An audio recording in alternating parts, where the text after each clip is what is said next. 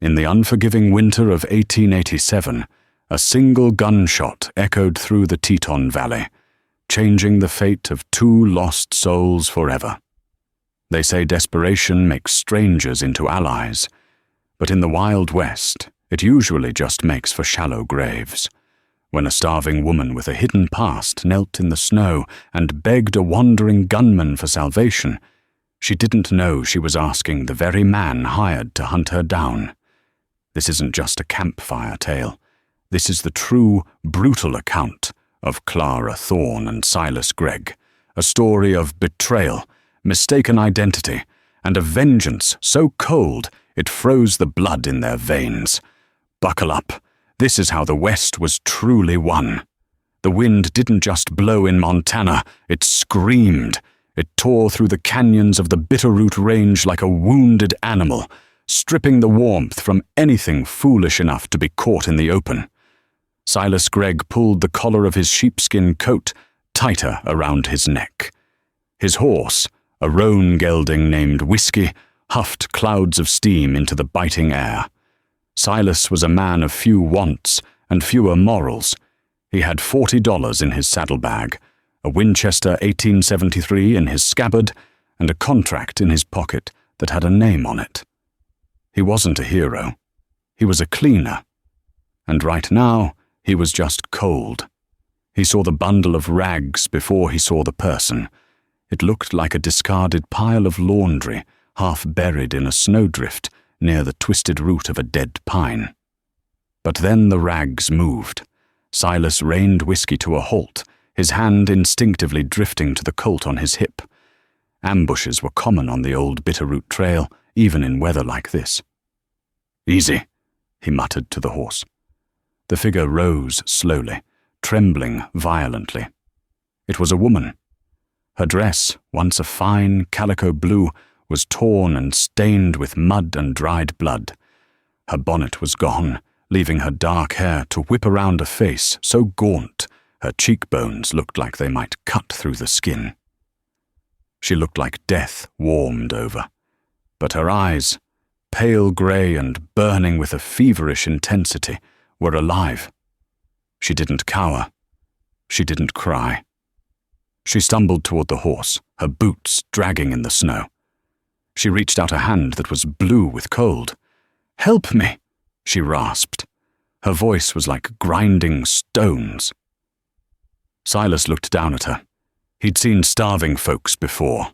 The Panic of '83 had left plenty of families destitute. Usually, he rode past. Pity didn't pay for whiskey or bullets, but something about her face gave him pause. She wasn't just starving. She was hunted. He recognized the look.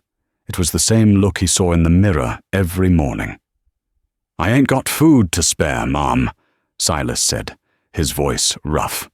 "Nearest town is Red Rock. 3 days' ride. You won't make it walking." She gripped his stirrup leather, her knuckles white. She looked up at him, and for a second the wind seemed to die down. "I am Mrs. Clara Thorne," she said, announcing her name as if she were royalty addressing a peasant, despite standing in the mud. "My husband is dead. My land is stolen. I am starving, Cowboy. Take me home." Silas froze. The name hit him like a physical blow. Thorne. He slowly took his hand off his gun and leaned forward, resting his forearm on the saddle horn. He studied her. The contract in his pocket didn't say Clara Thorne. It said Jebediah Thorne. And it said deceased. But the instructions were clear. Secure the property. Remove all occupants. He was looking at the occupant. Silas looked at the desolate trail ahead, then back at the woman. If he left her, she died. If he took her, he was complicating a job that was supposed to be simple. But Silas was a gambling man, and he saw a chaotic opportunity. He reached down, extending a gloved hand. "I'm headed that way, Mrs. Thorne." He lied smoothly. "I'm Silas. Climb up." She hesitated, her pride warring with her survival instinct. Survival won. She took his hand. He swung her up behind him. She was light, dangerously so, practically a skeleton wrapped in wool. Her arms went around his waist, shivering against his back. "Take me home," she whispered again against his coat. Silas spurred the horse forward, a dark smirk playing on his lips that she couldn't see. "Yes, ma'am," he muttered to the wind. "I'll take you too." He just didn't tell her that her home was exactly where he planned to bury the past, and maybe her along with it. Night fell like a hammer. The temperature plummeted, forcing Silas to make camp in the shelter of a limestone overhang. He built a fire small enough to hide the smoke, but hot enough to keep them from freezing. He boiled dried beef and beans in a tin cup. Clara ate ravenously, her manners forgotten. Silas watched her over the rim of his coffee cup. Now that the firelight illuminated her face, he saw the bruises, faint, yellowing marks on her jawline. Someone had hit her, and not recently. "So," Silas broke the silence, tossing a stick into the flames. "Clara Thorne, you're a long way from the Thorne Ranch. That's near the Sweetwater, isn't it?" Clara wiped her mouth with the back of her hand. The food seemed to have returned some of the steel to her spine. 40 miles south. I've been walking for 3 days." "Walking away from home?" Silas asked. "Running," she corrected. She pulled her knees to her chest. "My husband, Jebediah, he passed 2 weeks ago. Pneumonia, the doctor said." Her eyes hardened. "Poison, I say." Silas didn't blink. "That's a heavy accusation." "It's the truth," she spat. "Jeb found silver." "Not a little. A vein as thick as your arm running under the north pasture. He kept it quiet. He wanted to secure the deed to the adjacent creek before filing the claim. But he made the mistake of trusting his partner." Silas felt a chill that had nothing to do with the snow. "Partner?" "Arthur Sterling," she said, the name like it was a curse. Silas stiffened. Sterling. That was the man who had hired him. The man who sat in a plush office in Cheyenne and paid Silas $500 to clear the squatters off the Thorne land. Sterling said Jeb owed him money, Clara continued, staring into the fire. After the funeral, he came with the sheriff, said the ranch was his collateral. He gave me an hour to pack. When I refused, when I told him I knew about the silver, she touched the bruise on her face. He decided a widow disappearing in the winter was better than a lawsuit. She reached into her dress and pulled out a heavy gold locket. She popped it open. Inside wasn't a picture, but a folded scrap of paper. "I stole the assay report before I ran. This proves the silver is there. And it proves the claim date. Sterling can't legally own the land without this." Silas stared at the locket. That piece of paper was worth a fortune. It was also a death warrant. "Why tell me?" Silas asked quietly. "I'm just a drifter. I could kill you, take that paper, and sell it to Sterling myself." Clara looked him dead in the eye. "Because you haven't asked for payment for the food, and because you ride a horse with a double S brand, Sterling's old ranch brand from before he went corporate. You know him. Maybe you even work for him." Silas's hand twitched toward his gun. She was smarter than she looked. "If you work for him," Clara said, her voice trembling slightly but her chin high, "then you know he doesn't pay loose ends. He'll kill you once the job is done. But if you help me, if you get me to the federal marshal in Cheyenne, half the silver is yours." Silas sat back, the leather of his saddle creaking. He looked at the woman. She was cornered, starving, and terrified, yet she was negotiating a business deal. He had to admire the grit. He thought about Sterling. The man was a snake. He had indeed shorted Silas on the last job in Abilene, and Clara was right. Sterling preferred dead witnesses. "Half," Silas repeated. "Half," Clara confirmed. Silas took a swig of cold coffee. He was supposed to bring her in or drive her off. Instead, he was looking at a retirement fund. But getting to Cheyenne meant riding through Sterling's territory. It meant crossing the pass where Sterling's hired guns, men like the notorious Grimm brothers, Frank and Jesse, would be watching. "Get some sleep, Mrs. Thorne," Silas said, kicking snow over the fire's edge to dim it. "We ride at dawn, and if you're lying to me about that silver, I'll leave you for the wolves." "I'm not lying," she whispered, clutching the locket. Silas pulled his hat over his eyes. He didn't sleep. He listened to the wind and wondered if he'd just made the biggest mistake of his life. The next morning broke with a deceptive calm. The sky was a piercing, cloudless blue, making the snow blind anyone who looked at it too long. They rode double again, the horse straining under the weight in the deep drifts. Silas kept to the tree line, avoiding the main road. He knew Sterling would have men watching the passers. "We need fresh horses," Silas said over his shoulder, "and guns. You know how to shoot?" "I grew up on a homestead in Kansas," Clara said. "I can hit a coyote at 100 yards. "Good, because we're about to walk into a hornet's nest." They were approaching Cutter's Gap, a narrow choke point between two granite cliffs. It was the only way south without adding a week to their journey. As they neared the entrance, Silas felt the hair on the back of his neck stand up. The silence was too heavy. No birds. No wind. "Hold on tight," Silas muttered. "What is it?" Clara asked. "Trouble."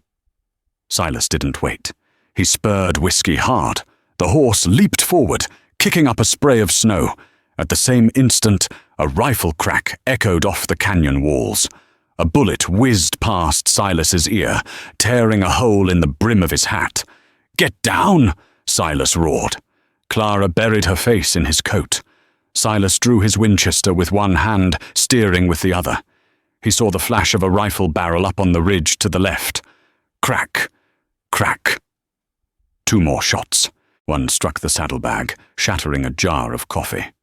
"It's the Dalton boys!" Silas yelled, recognizing the positioning. "Sterling hired the damn Daltons."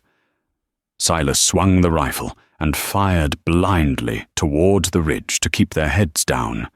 He pushed Whiskey to a gallop, the horse slipping and sliding on the icy trail. They needed to reach the dense timber on the other side of the gap. Ahead, a rider emerged from behind a boulder, blocking the path.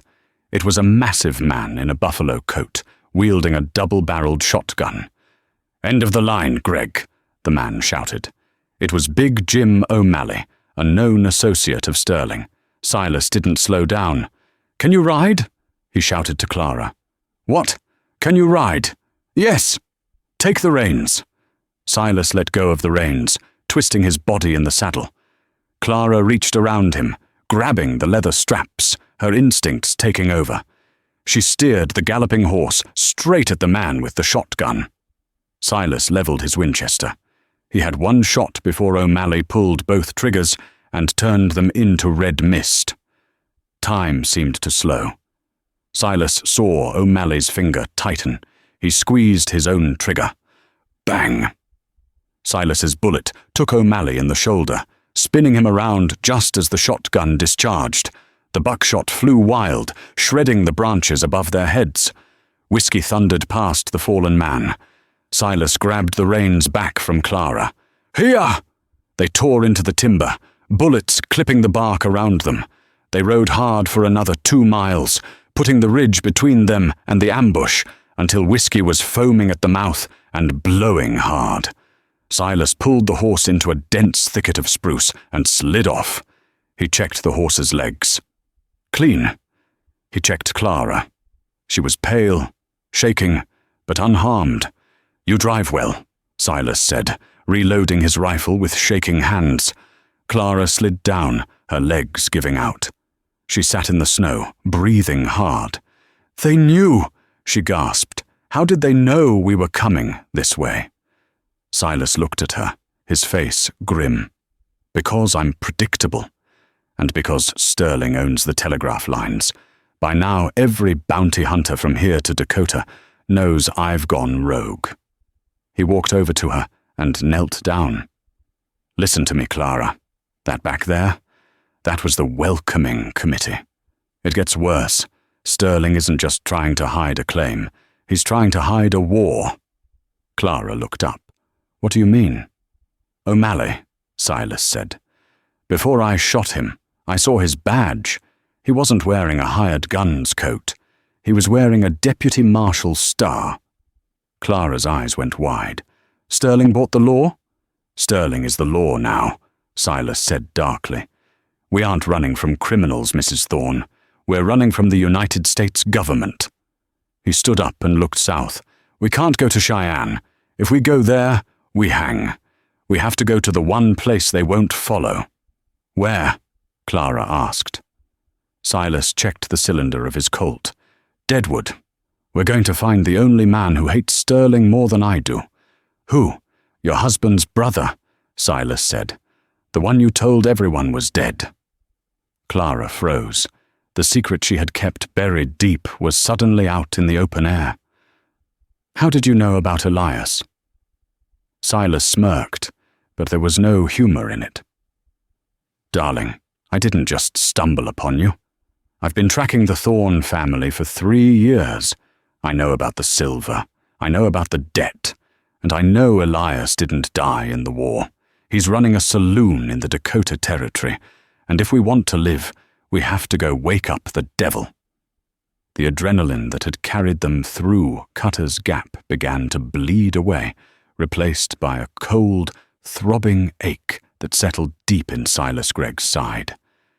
They had been riding for 2 days straight, pushing the roan gelding, whiskey, to the brink of collapse. The landscape had shifted from the pine-choked mountains of Montana into the desolate, wind-scoured expanse of the Dakota Badlands. It was a place where the earth looked like it had been ripped open, exposing layers of red and grey rock that looked like raw flesh and old bone. Silas swayed in the saddle. The world was tilting on its axis, the horizon line blurring with the grey sky. Silas! Clara's voice came from behind him, sharp with worry. She had felt him shivering for the last 10 miles, a tremor that had nothing to do with the winter air. Silas, you're burning up. Just tired, Silas grunted, his teeth chattering. He tried to adjust his grip on the reins, but his fingers were numb, refusing to obey his commands. You're not just tired, you're hurt, Clara insisted. She reached around his waist to steady him and pulled her hand back. Her glove was slick with something warm and dark. My God, Silas, you've been shot. Just a scratch, he lied, though the black edges of his vision were closing in.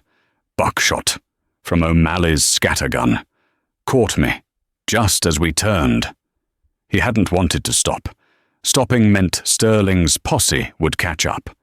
Stopping meant death, but his body made the decision for him. As the horse navigated a steep descent into a dry creek bed, Silas slumped forward, sliding slowly off the saddle's left side. He hit the frozen ground with a heavy thud. "Silas!" Clara screamed. She scrambled off the horse, her boots skidding on the shale. She knelt beside him, rolling him onto his back. His face was grey, sweat beading on his forehead, despite the freezing wind. "Leave me!" Silas wheezed, his hand feebly batting at her. "Take the horse. Head east. Follow the sun. Find Elias." "Shut up," Clara snapped, a ferocity in her voice that surprised even her. "I didn't survive a starving winter and a posse of hired killers just to watch you die in a ditch. We are partners, remember? 50-50. She looked around. The creek bed offered little shelter, but 50 yards up the embankment, she saw the hollowed-out carcass of a giant cottonwood tree that had fallen years ago, creating a natural windbreak against the canyon wall. It took her 20 minutes to drag him there. She was a small woman, but fear gave her the strength of 2 men. She laid him on a bed of dry leaves and saddle blankets. She tethered Whiskey nearby, knowing the horse was too exhausted to run off. Clara built a fire, small and smoky, using driftwood and sagebrush. Then she unbuttoned Silas's coat and shirt. The wound was ugly. A single lead pellet had entered just above his hip bone. It hadn't exited. The flesh around it was angry, red, and swollen with infection. The scratch was poisoning his blood. "I have to take it out," Clara said, her voice shaking. She looked at Silas. He was drifting in and out of consciousness. "Knife," Silas murmured. He pointed to his boot. Clara pulled the Bowie knife from his boot sheath. The blade was sharp enough to shave with. She held it in the fire until the steel glowed dull orange, then let it cool slightly. She took a deep breath, looking at the man who had saved her life. He looked younger now, with the pain softening the hard lines of his face. He wasn't the ruthless killer the world thought he was. He was just a man who had lost his way. "This is going to hurt," she whispered. Silas nodded once, biting down on a leather strap from his saddlebag. When the knife touched his skin, he arched his back and let out a guttural roar that echoed off the canyon walls. Clara worked fast, tears blurring her vision. She dug for the lead, her hands slick with blood. It felt barbaric, brutal, but she couldn't stop. Finally, the tip of the knife hit something hard. With a flick of her wrist, she popped the flattened lead pellet out. Silas groaned and went limp, passing out from the pain. Clara didn't stop. She took the flask of whiskey from the saddlebag, Silas's namesake, and poured it into the wound. Then she tore strips from her petticoat, packing the hole and binding it tight. Night fell, bringing a darkness so complete it felt like being buried alive. The wind howled like a pack of wolves. Clara sat by the fire, the Winchester rifle across her lap, watching the shadows. Sometime after midnight, Silas stirred. His fever had broken, leaving him weak but lucid. He looked at Clara, seeing the exhaustion etched into her face, the blood on her hands.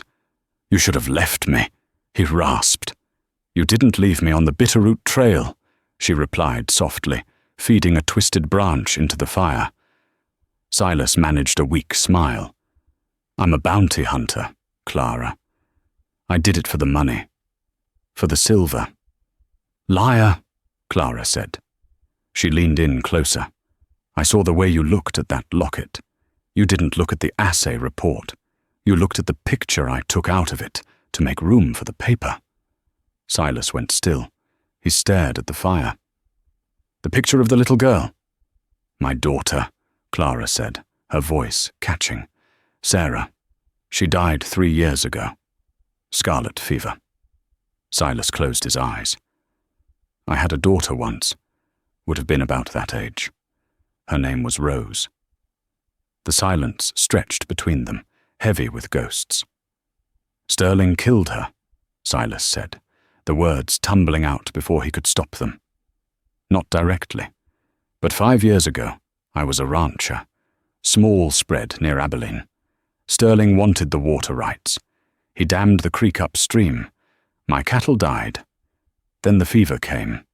We couldn't afford a doctor because Sterling had squeezed us dry. Rose died in my arms." He opened his eyes, looking at Clara with a vulnerability she hadn't seen before. "My wife left me a week later. Said I wasn't man enough to protect us. So I picked up a gun. I figured if the world was going to be hell, I might as well be the devil." Clara reached out and took his hand. It was rough, calloused, a killer's hand, but it held hers gently. "You're not the devil, Silas," she whispered. "You're just a man who forgot how to go home." "I don't have a home, Clara." "Then we'll find one," she said fiercely. "After we deal with Sterling, after we find Elias, we take the silver and we disappear." Silas squeezed her hand.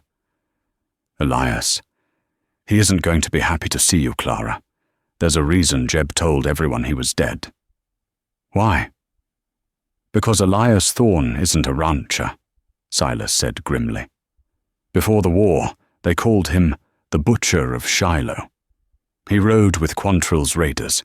He's a cold-blooded sociopath, Clara. Jeb paid him off to leave because he was afraid Elias would kill you in a fit of rage one day." Clara pulled her hand back, her eyes widening. "And you're taking me to him?" "He's the only man Sterling fears," Silas said. "Sterling's hired guns, the Daltons, the Marshalls, they're tough. But Elias is a monster, and sometimes to kill a snake, you need a monster." Silas sat up, wincing. "Get some sleep, Clara. Tomorrow we cross the border into Dakota. If the law is behind us, hell is waiting in front of us." Deadwood wasn't a town. It was an open wound in the side of the Black Hills that bled mud and gold. It smelled of unwashed bodies, sawdust, and raw sewage. The main thoroughfare was a churned-up river of muck where prospectors, whores, and gamblers fought for space, with mule trains carrying supplies to the mines. Silas and Clara rode into town 3 days later. They looked like spectres. Silas was pale, hunched over the saddle horn, his coat hiding the blood-staked bandage at his waist. Clara wore a man's duster coat she'd taken from a scarecrow at an abandoned farm, her face hidden beneath the brim of Silas's spare hat. "Keep your head down," Silas muttered as they passed a row of saloons. Piano music clashed with the sound of shouting and breaking glass. "Don't look anyone in the eye." They weren't looking for a hotel, they were looking for a sign. "There," Silas pointed. At the end of the street, rising above the squalor like a dark cathedral, was a 3-story building painted black with gold trim. The sign above the double doors read, "The Iron Horse Saloon." "That's his place?" Clara asked, feeling a knot of dread tighten in her stomach. "That's it." They hitched whiskey to the rail. Silas checked his Colt. He had 5 bullets left. He prayed he wouldn't need them. He leaned heavily on Clara as they walked up the steps and pushed through the swinging doors. The inside of the Iron Horse was surprisingly opulent. Crystal chandeliers hung from the ceiling, casting a warm glow over green baize tables and velvet curtains. But the clientele was rough.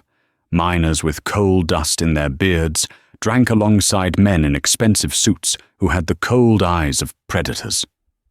The room went quiet as they entered. Silas Gregg was a known face in the West, and he looked like he had crawled out of a grave. "I'm looking for the owner," Silas announced, his voice carrying over the silence. A massive man acting as a bouncer stepped forward, crossing his arms. "Mr. Thorne is in a private game. He ain't to be disturbed." "Tell him Silas Gregg is here," Silas said. "And tell him I brought his sister-in-law." A ripple of whispers went through the room. The bouncer hesitated, then turned and went up the grand staircase. Moments later, he returned and jerked his head upward. He says, "Come up. Keep your hands where I can see 'em." They ascended the stairs, every step agony for Silas. They were led into a large office overlooking the casino floor. The room was thick with cigar smoke. Sitting behind a mahogany desk, counting a stack of gold coins, was a man who looked shockingly like Clara's dead husband. Elias Thorne was handsome, in a cruel, sharp way. He wore a tailored black suit and a diamond stickpin in his cravat. His eyes were the same grey as Clara's, but where hers were full of fire, his were dead, like shark eyes. He didn't stand up. He didn't smile. He flicked a coin over his knuckles. "Well, well," Elias drawled, his voice smooth as oil. "The widow Thorne and the famous Silas Gregg. You look like hell, both of you." "Hello, Elias," Clara said, trying to keep her voice steady. "Don't hello me, darling," Elias sneered. "Jeb's been in the ground, what?" 3 weeks? And you're already running around the country with a hired killer? I always told Jeb you were trouble. We need your help, Silas cut in, leaning against the doorframe for support. Elias laughed. It was a cold, dry sound. Help? Why would I help you? My brother paid me $10,000 to stay out of his life. He said I was bad for business. And now that he's dead, I suppose you want money? Or maybe the deed to the ranch? Sterling took the ranch, Clara said, stepping forward. He killed Jeb. He poisoned him, Elias. And now he's trying to kill me because I have proof of a silver vein that makes the Comstock lode look like a sandbox. Elias stopped playing with the coin. He looked at Clara, really looked at her, for the first time. Sterling? Arthur Sterling? The same, Silas said.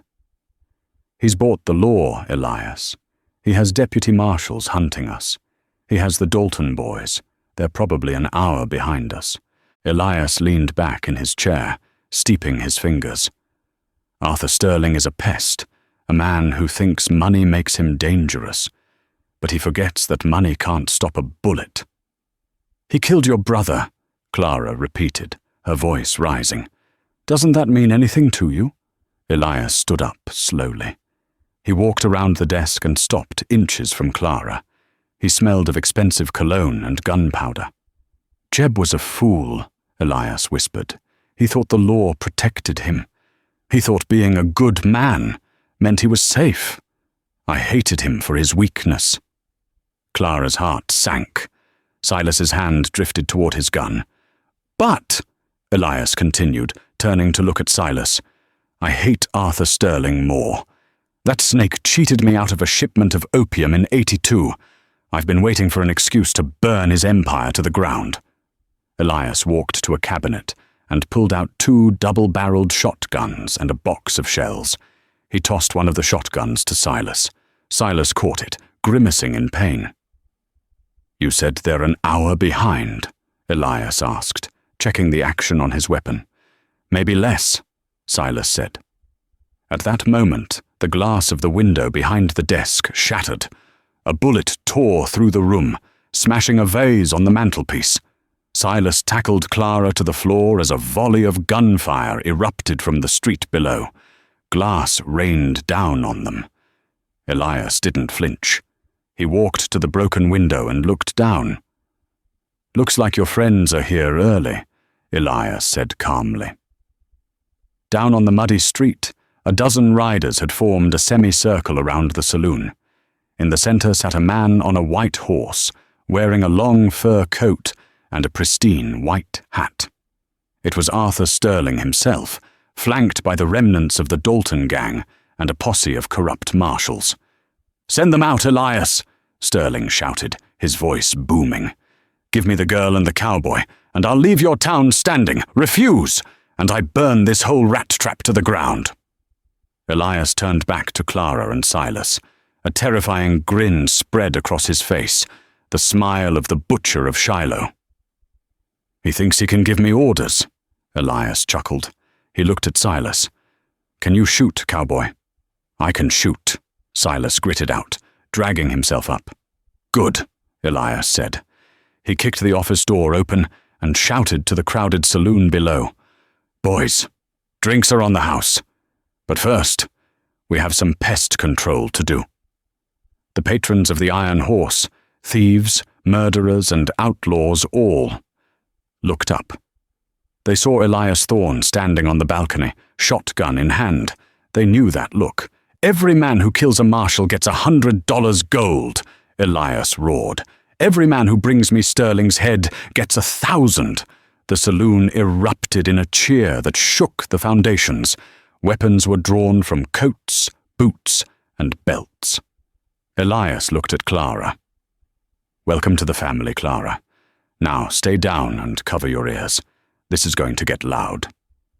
Silas moved to the window, leveling his shotgun next to Elias. The two men, one seeking redemption, the other seeking chaos, locked eyes for a split second. "For Jeb?" Silas asked. "No," Elias racked the slide. For the sport. Below them, the street exploded into war. The first shot kicked off a cacophony that sounded less like a gunfight and more like the sky tearing apart. When Elias Thorne gave the order, the patrons of the Iron Horse Saloon didn't hesitate. These were men who lived on the fringes of civilization. Men who had been squeezed by railroad barons and corrupt lawmen for decades. Elias hadn't just offered them money, he had offered them a chance to bleed the establishment. Glass exploded inward as the marshals on the street opened fire. The heavy velvet curtains of the saloon were shredded in seconds, turning into drifting rags of green silk. Silas, ignoring the screaming agony in his side, propped his shotgun on the window ledge. "Watch the flanks," he yelled to Clara. "Sterling won't just stand in the street. He'll send the Daltons around the back." Clara, crouched low behind the heavy oak desk, gripped a smaller revolver Elias had slid across the floor to her.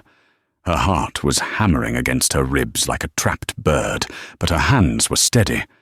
She wasn't just a widow anymore. She was a soldier in a war she hadn't started. "There!" Clara screamed, pointing to the alleyway visible through a side window. 3 men were scaling the drainpipe, aiming for the balcony. Elias moved with a terrifying grace. He didn't run. He glided. He stepped out onto the balcony, exposed to the gunfire from below. Bullets pinged off the iron railing and chipped the brickwork around his head. But he didn't flinch. He leveled his shotgun at the climbers. Boom! Boom! The twin blasts sent 2 of the men tumbling back down into the mud. The third man froze, staring up at the smiling face of the butcher of Shiloh. "Gravity is a harsh mistress, isn't she?" Elias shouted over the din, before kicking the ladder away. The man fell 20 feet, crashing into a stack of whiskey barrels. Inside, the main floor was a slaughterhouse. Sterling's men had breached the front doors, using an overturned wagon for cover, but the miners inside had overturned the blackjack tables, creating a barricade. Smoke filled the air, thick, acrid, tasting of sulfur and death. Silas fired until his shotgun clicked empty, then switched to his Colt. He saw a marshal lining up a shot on a young prospector. Silas dropped him with a clean shot to the chest. "We can't hold them forever," Silas gritted out, reloading with trembling fingers. "Sterling has the numbers, and he has dynamite." As if on cue, a stick of dynamite sailed through the broken front window. It landed in the center of the room, the fuse hissing like a serpent. "Fire in the hole!" someone screamed. The explosion rocked the building to its foundations. The chandelier crashed down, crushing a roulette table. A fireball rolled up the grand staircase, singing Silas's eyebrows and knocking Clara backward into the bookshelf. Elias stumbled back into the office, his suit finally dusted with plaster and soot. He wasn't smiling anymore. "The structure is compromised," Elias said, his voice calm but urgent. "If we stay here, we burn." "Is there a back way?" Clara coughed, wiping ash from her eyes. "Better," Elias said. He walked to the fireplace and grabbed an iron poker. He jammed it into a knot in the floorboards and pried up a section of the rug. Beneath it was a trap door. "Prohibition tunnels. They lead to the livery stable 2 blocks east." "Go!" Silas ordered Clara. "Not without you," she insisted, grabbing his arm as he swayed. "I'll cover the rear," Elias said, reloading his shotgun. "Get to the stable. Saddle 3 horses. I'll buy you 5 minutes." "Elias, you'll die," Clara said. Elias looked at her, and for a fleeting second, the shark-like deadness in his eyes lifted, replaced by something resembling regret. "I died a long time ago, Clara. At Shiloh. Now go." Silas grabbed Clara and dragged her into the dark hole of the tunnel. They dropped down into the damp, rat-infested earth, just as another stick of dynamite blew the office door off its hinges. They scrambled through the mud, the sounds of the battle above them muffled by the earth. Silas was running on fumes. The pain in his side was a white-hot lance, blinding him. He leaned heavily on Clara, his breath coming in ragged gasps. "Almost there," Clara whispered, her voice fierce. "Don't you dare quit on me, Silas Gregg. You promised to take me home." "I keep my promises," Silas wheezed. They emerged into the hay-scented air of the livery stable. It was quiet here, the battle raging on the other side of town. Clara worked frantically, throwing saddles onto 3 horses, a Mustang, a bay, and a massive black stallion that belonged to Elias. Just as she tightened the last cinch, the stable door creaked open.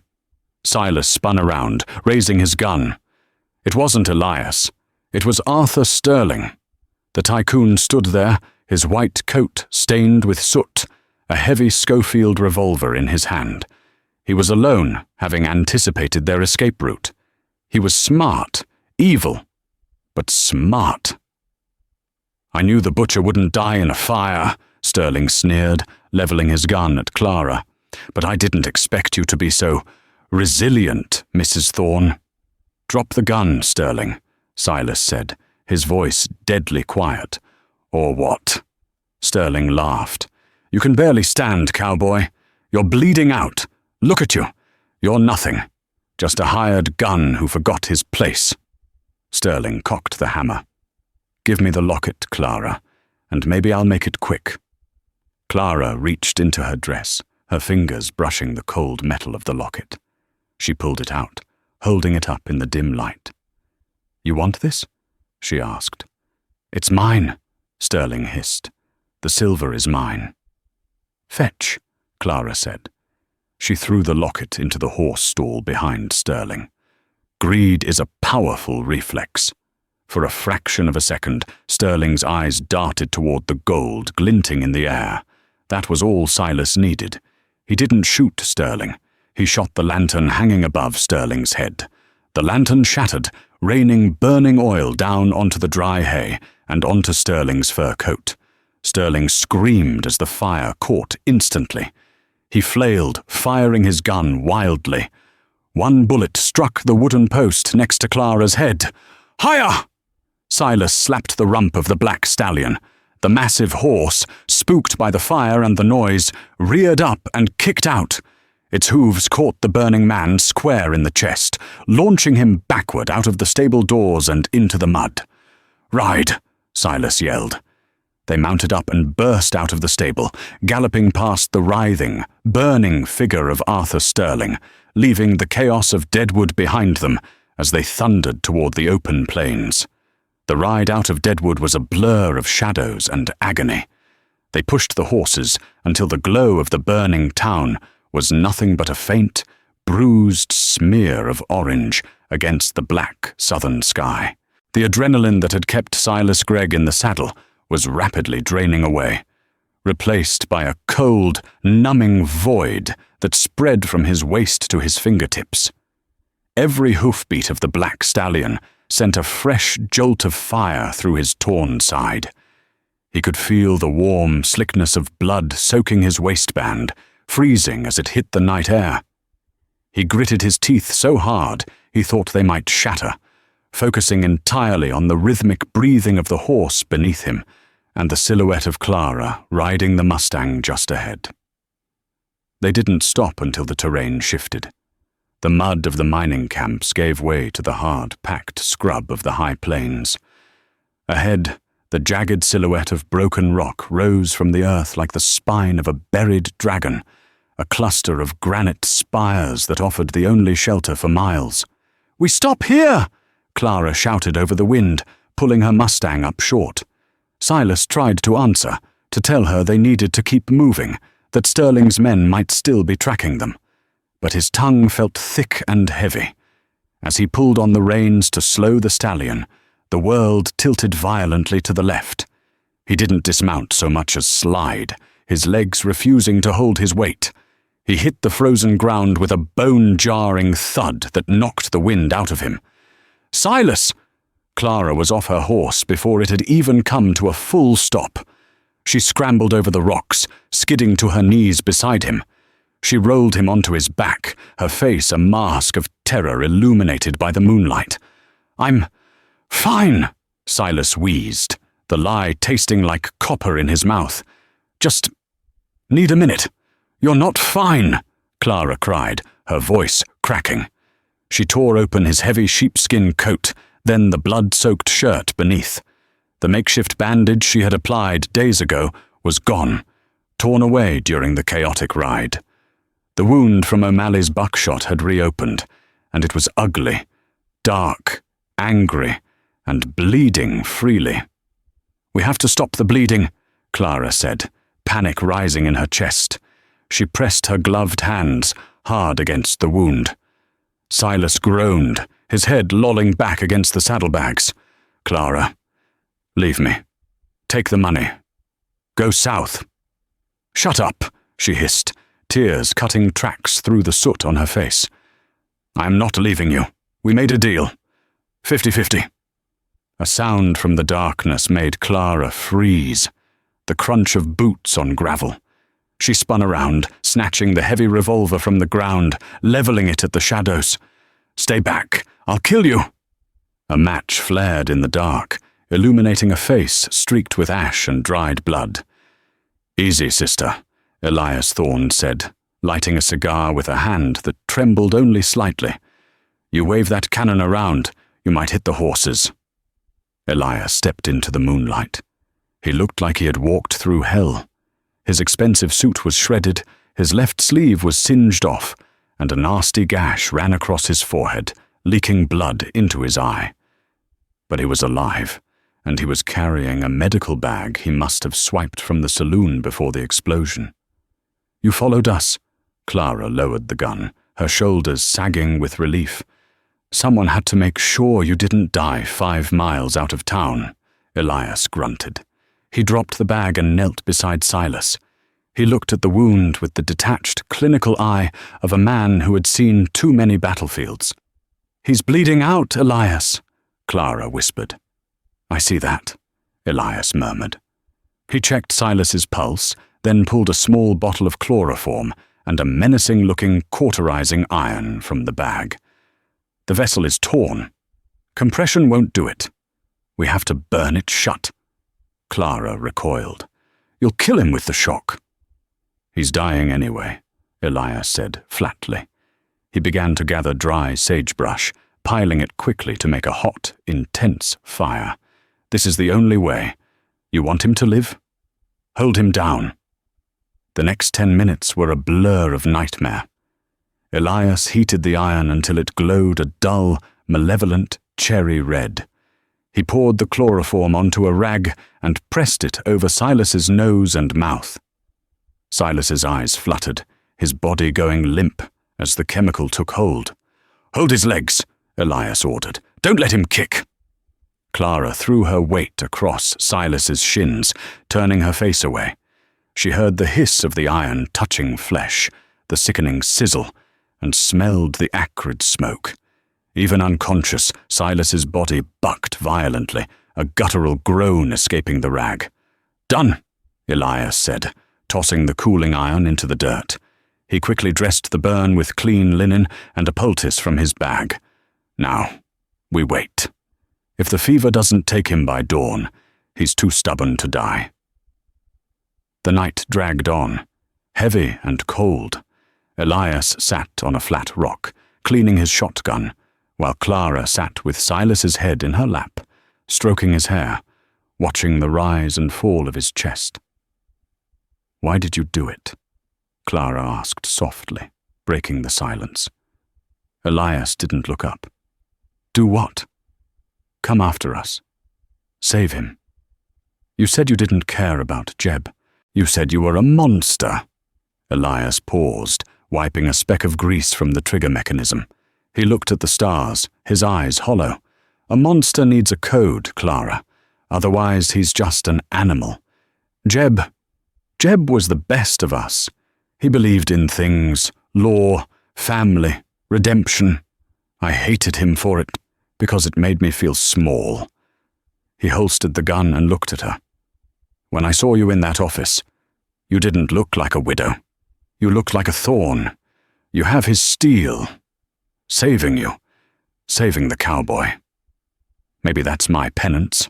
Or maybe I just wanted to ruin Sterling's day one last time. Dawn broke over the plains in a wash of pale lavender and gold. The frost on the sagebrush glittered like diamond dust. Silas stirred. Clara gasped, leaning over him. "Silas?" His eyelids fluttered open. They were glassy, but the focus was there. He took a shallow breath, winced, and then looked up at her. "Did we?" His voice was a rasp, barely a whisper. "Did we make it?" "We made it." Clara smiled, tears spilling over again. "We made it." Elias stood up, dusting off his ruined trousers. He walked over to his horse and tightened the cinch. "Well, isn't this a touching domestic scene? I'm liable to lose my breakfast." "You're leaving?" Silas managed to ask, trying to prop himself up on one elbow before collapsing back with a groan. "Deadwood is going to be crawling with federal marshals by noon," Elias said, mounting his horse. "I have a sudden urge to see the ocean. Maybe Mexico. I hear the law is looser down there." He reached into his saddlebag and pulled out a heavy leather pouch. He tossed it to Clara. It landed with a heavy clink next to her knee. "What is this?" Clara asked. "Sterling's operational fund," Elias smirked. "I relieved his safe of its burden before the fire. There's about 5,000 in gold there. Call it severance pay." "Elias!" Clara started. "Don't!" Elias cut her off, tipping his hat. "Don't thank me. Just live a good life, Clara. It'll annoy the hell out of everyone who wanted you dead." He turned his horse south. "Take care of her, Greg. If you let anything happen to her, I'll come back, and I won't be bringing a medical kit next time." With a sharp whistle, Elias Thorne spurred his horse and galloped away, a lone, dark figure riding into the blinding sun, disappearing as quickly and violently as he had entered their lives. Silas and Clara were left alone in the vast, silent expanse of the Wyoming territory. Silas looked at the bag of gold, then at Clara. The pain in his side was a dull roar now, manageable. He was alive. "So," Silas whispered, looking at the woman who had dragged him back from the brink. "You're a rich woman, Mrs. Thorne. You can go anywhere. East? Back to civilization?" Clara looked at the gold. Then she looked at the locket she still held in her hand, the proof of the silver mine that had started this war. She put the locket in her pocket and left the gold on the ground. She looked out at the rolling plains, the way the light hit the distant mountains. "I don't want civilization," she said softly. "I've seen what civilized men like Sterling do." "What do you want?" Silas asked. Clara reached out and took his hand, lacing her fingers through his rough, calloused ones. "I want to go home," she said, "but not the ranch. That life is gone. I remember, on the trail you mentioned a valley, up near the Tetons.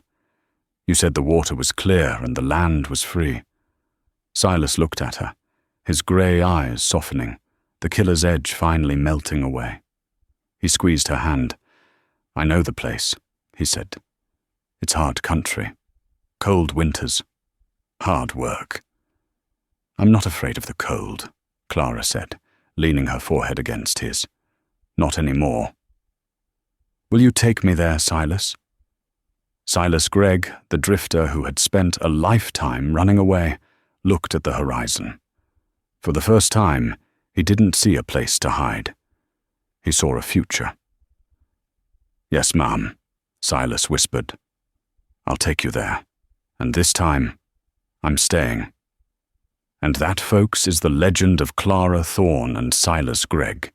They say if you go to that valley in Wyoming today, you can still find the ruins of a homestead with a double headstone under an old cottonwood tree.